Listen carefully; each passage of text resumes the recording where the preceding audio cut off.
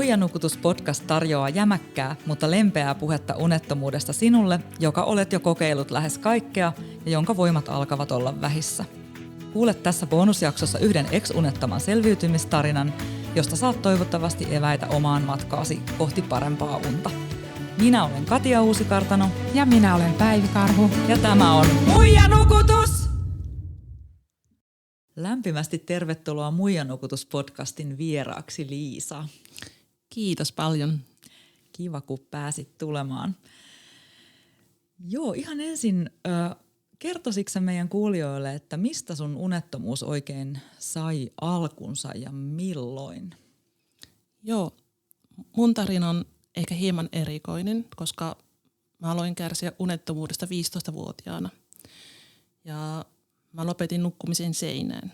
Ja sen taustalla oli iso trauma. Kävi niin, että mun äiti teki itsemurhan ja sen jälkeen mä lopetin nukkumisen. Ja sitten kärsin 30 vuotta sen jälkeen unettomuudesta.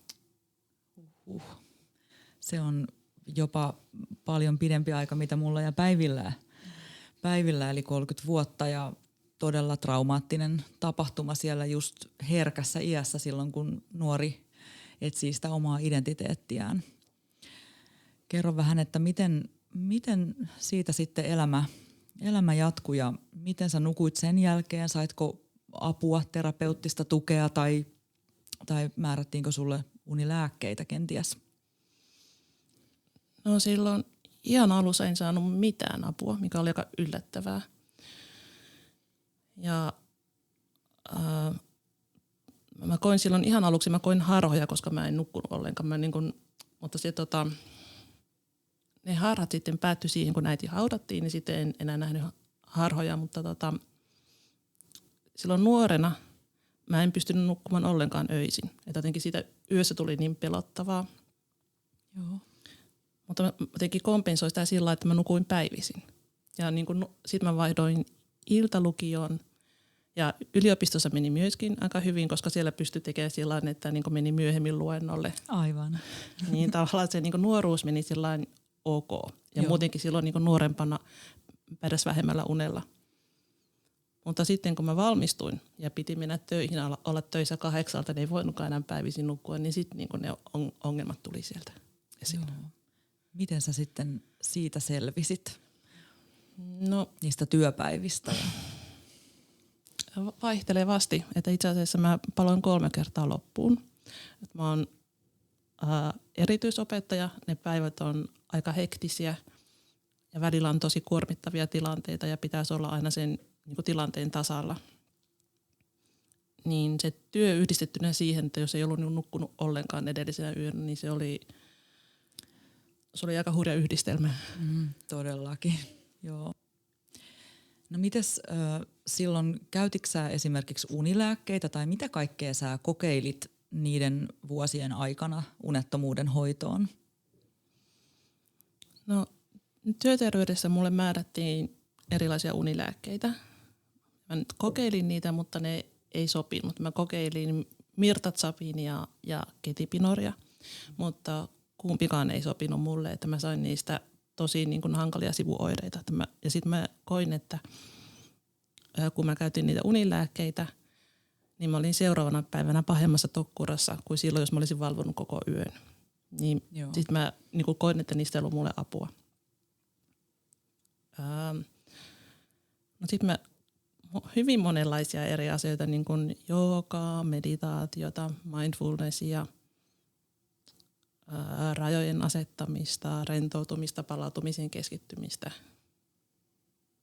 Mutta yksi asia oli jäänyt huomaamatta. Eli mä olin hengittänyt epäluonnollisella tavalla.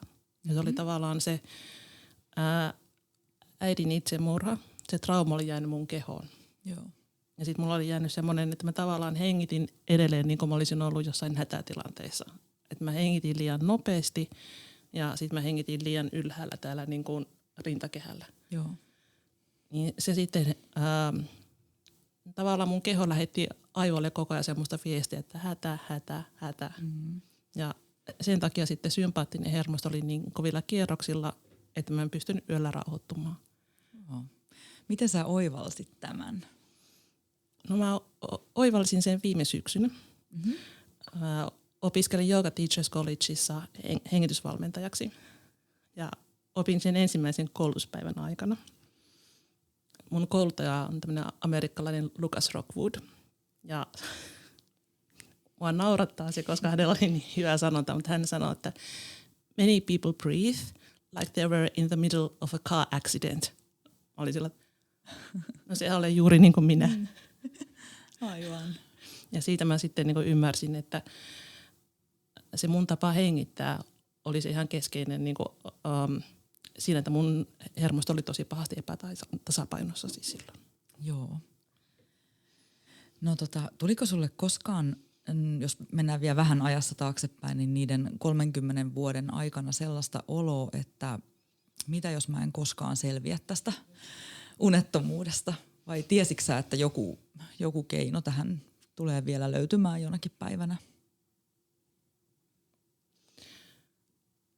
No itse asiassa vähän kumpaakin. Jotenkin mä uskoin, että mä selviän tästä, mutta oli monia semmoisia epätoivoisia vaiheita. Mutta mulle on ollut tosi merkityksellinen, kun mä joskus kävin kuuntelemassa Kaija Juurikkalaa. Mm-hmm. Ja ennen kuin Kaija sai sen hänen aivoinfarktin, niin hän kärsi myöskin unettomuudesta. Ja sitten hän sanoi, että yöllä ja päivällä on ihan omanlaisensa energia. Että vaikka yö olisi ollut huono, niin päivän ei tarvitse olla huono. Ja se oli jotenkin mulle semmoinen tosi lohdullinen, tosi ihana, niin kuin, ja se auttoi mua monesti silloin, kun oli tosi hankalaa. Joo, toi on hyvin sanottu kyllä. Se on juurikin näin. No hengitys oli sulle niin kuin ratkaiseva tekijä tai sen hengityksen pinnallisuuden muuttuminen, niin mitä muita asioita sä haluaisit nostaa tässä, että vaikutti siihen, kun useinhan sanotaan, että ja näin on, että unettomuuteen ei ole mitään yhtä pikafiksausta tai yhtä niin kuin menetelmää tai keinoa, vaan se koostuu useista pienistä muutoksista, niin mitä muuta sun elämässä kenties muuttui?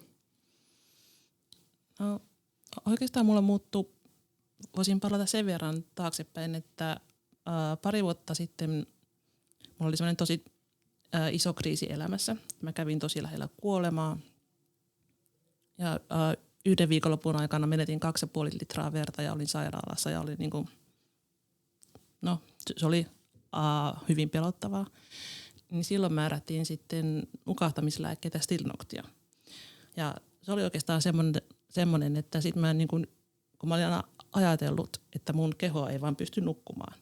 Mutta sitten tavallaan se Stilnox, se teki sen, että kun rupesinkin nukkumaan, niin sitten mä, okei, mä tarvitsen tämän lääkkeen, mutta mun keho osaa nukkua kuitenkin. Mm. Niin se oli semmoinen oivallus, mutta sitten mä olin tosi niin kuin riippuvainen pari vuotta siitä Stilnoxista.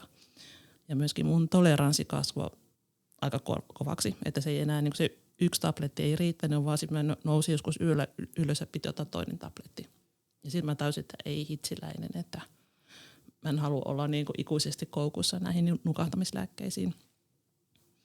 Niin sitten viime syksynä, kun opiskelin hengitysvalmentajaksi, niin sitten kun aloin tekemään semmoisia palauttavia hengitysharjoituksia pitkin päivää, joo, niin sitten mä myöskin illalla rentouduin ja huomasin sillain, että ihanaa vaan voi mennä sänkyyn ja olla levollisesti ja hengitellä siellä. Niin sitten tuli semmoinen, että nyt mä haluan vierottautua näistä unilääkkeistä. Ja se, että oli se hengittäminen ja sitten mulla oli erilaisia vaihtoehtoisia rentoutumiskeinoja. Että jos mä en saa nukuttua, niin sitten mä voin vaikka kuunnella jotain itsehypnoosiäänetettä tai tehdä mindfulnessia tai jotain. Että mä voin kuitenkin levätä, vaikka mä nukkuisin. Niin sitten tuli niin kuin mahdolliseksi se, että vierottaudun niistä unilääkkeistä. Tai siis ne ei ollut unilääkkeitä, vaan nukahtamislääkkeitä.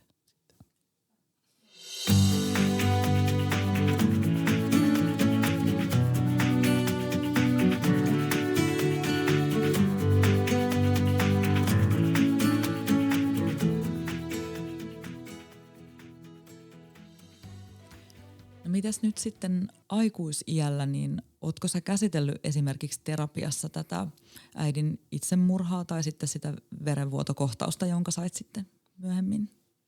Joo, kyllä. Ja aikuisiällä on saanut siitä apua. Että mä kävin kyllä sitten joskus niin parikymppisenä terapiassa, mutta silloin mä en saanut siitä apua, että mä en ollut vielä ihan valmis käsittelemään niitä asioita ja sitten mä en löytänyt semmoista yhteyttä sen terapeutin kanssa. Mutta sitten kun oli se verenvuotokohtaus, niin se herätti minussa niin suuren niin kuin paniikin, koska mä kävin niin lähellä kuolemaa. Niin sitten mä tajusin, että mä en niin kuin enää omivoimin selviä siitä eteenpäin. Siitä seuraskin sitten niin kuin tosi iso asia, että sitten mä löysin aivan ihanan terapeutin. Ja hän on tämmöinen niin kuin kehollinen psykoterapeutti.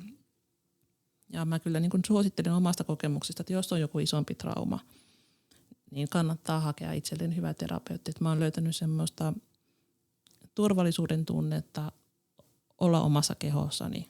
Ja ylipäätään, niin kun, että jos joku niin kun trauma triggeröityy, niin mä pystyn rauhoittamaan itseni. Ja se on ollut aivan olennaista, että jos vaikka tulee joku paniikkikohtaus yöllä, mitä niin kun harvoin tulee nykyään onneksi enää, tai sitten jos mä herään johonkin painajaiseen, niin sitten mä pystyn itseni aika nopeasti rauhoittamaan. Ja se on ollut aivan niin kun huikea ero. Ja nyt oikeastaan mä tiedän, että jos tulee joku ahdistava tilanne, ei mitään hätää, että mulla on keinoja toipua siitä. Joo. No mitäs sitten sen jälkeen, kun sä olit oivaltanut, että sulla oli ongelma nimenomaan siinä hengittämisessä, niin miten pian sun unet sitten alkoi niin kuin normalisoitumaan tai palautumaan? No aika nopeasti. Ihan ensimmäiseksi mä huomasin, että unen laatu parantui. Että ne oli vielä aika niin kuin lyhyitä ne niin kuin unen pätkät, mutta kuitenkin se unen laatu oli ihan jotain toista luokkaa. Ja siihen auttoi nenähengittäminen. Mm-hmm. Ja siinä hengitysvalmentajakoulutuksessa niin meillä kuului teipata suu kiinni, se oli osa sitä. Koska se, että jos hengittää yön aikana suun kautta, niin se itse asiassa on aika haitallista terveydelle. Mutta sitten kun hengittää nenän kautta, niin näissä niin kuin poskionteloissa muodostuu typpioksidia. Ja se onkin mielenkiintoinen kaasu, koska se typpioksidi itse asiassa avaa hengitysteitä ja sitten se myöskin laajentaa verisuonia. Eli se myöskin niin kuin tasaa sitä verenpainetta. Niin sitten kun teippaa suun kiinni, niin on pakko hengittää nenän kautta.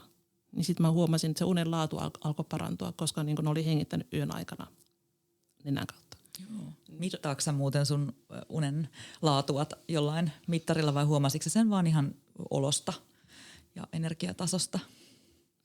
No mä huomasin sen olosta, että mulla ei ole niin kuin semmoista, ei ole mitään ouraa tai ei ole mitään muuta mittaria, mutta siinä hengitysvalmentajakoulutuksessa meidän piti käyttää semmoista ohjelmaa, mikä äänittää kaiken yön, tai kaikki äänet, mitä sä pidät yön aikana. Joo.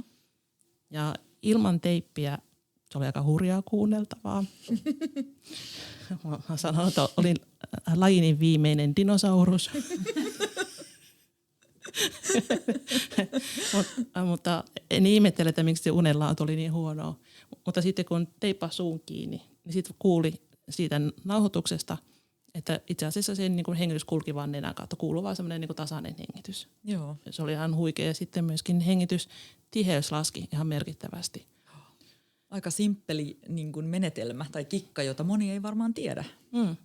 No suosittelen, että nyt mä en kyllä enää niin kuin suuteipistä luovu, että tässä on Päiville ja Katjalle esitellyt erilaisia suuteippivaihtoehtoja. Joo, meillä oli tuossa äsken pöydällä iso kattaus suuteippejä. Kiitos vaan tuoteesittelystä. Joo, ja sitten niin kuin ihan lopullisesti mä huomasin, että ne on joulun aikaan, että mä huomasin, että mä en enää tarvitse niitä, niin kuin, että se oli joskus niin kuin, lokakuussa. Näihin aikoihin mä aloin tekemään niitä hengitysharjoituksia viime syksynä. Ja mä tein niitä siis monta kertaa päivässä. Että yksi niin kuin harjoitus illalla se ei riitä siitä, jos niin kuin koko päivän on ne kierrokset tosi korkealla. Mutta on paljon parempi tehdä monta kertaa päivässä lyhyt harjoitus, kun sitä tekee yhden pitkän harjoituksen. Kyllä. Niin sitten kun mä olin tehnyt niitä, niin sitten mä joulun aikaan yhtäkkiä huomasin sillä, että ei mähän niin nukuta, ei mä oikeastaan tarvitsekaan näitä Stilnokteja ollenkaan. Niin siinä meni pari kuukautta, että ei se semmoinen niin salamaratkaisu ollut, niin kuin, mutta ensin siis se unen laatu parani ja sitten sen niin nukahtaminen helpottui ja sitten myöskin ne tunnit, mitä mä nukuin yön aikana, ne piteeni. Joo. No miten kun kuulijoissa on varmasti työssä käyviä ihmisiä myös, niin pystyykö sä päivällä niin kuin työpäivän lomassa tekemään niitä harjoituksia myös? Se vaihtelee. Ja jos on sellainen päivä, että välillä vaan siis erityisopettajalla on niin hektinen se työpäivä, että ei ole mitään mahdollisuutta pitää mitään breikkiä, että joutuu siis syömäänkin 10 minuutissa. Mutta jos on sellainen päivä, että en pysty pitämään yhtään breikkiä, niin siis mä huomaan sen, että mä oon tosi niin kuin kierroksilla. Joo.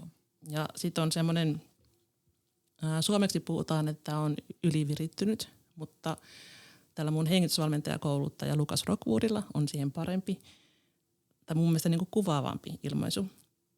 Wired but tired. Eli sä oot niin kuin sähköjänis ja sitten sä oot niin kuin väsynyt silti. Joo.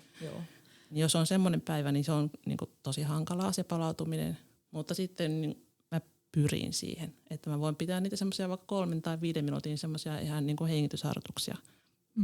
Muutaman kerran niin kuin 1 aamupäivällä ja sitten 1 iltapäivällä. Vaikka 2 semmoista pikkubreikkiä, niin se tekee ihan niin kuin tosi suuren vaikutuksen.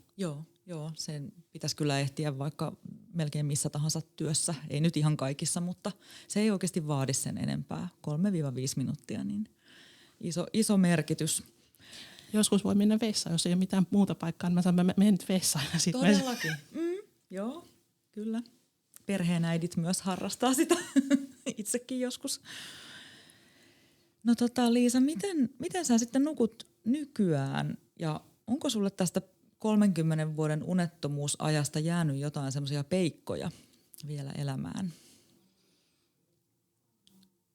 Nykyään useimpina öinä nukun hyvin, mikä on ihanaa. Sitä osaa arvostaa, kun on 30 vuotta valvonnut.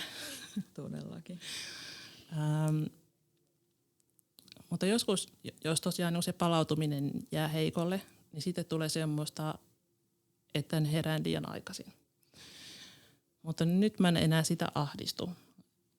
Ja se on niinku suuri ero aikaisempaa, että mulla on nyt niitä keinoja, että mä voin tehdä hengitysharjoituksia tai sitten mä voin kuunnella vaikka YouTubessa on siis toi John Kabat-Zinn, joka on mindfulnessin kehittäjä, niin hänellä on siellä hänen lukemansa body scan, tämmöinen meditaatio, niin sitä mä teen.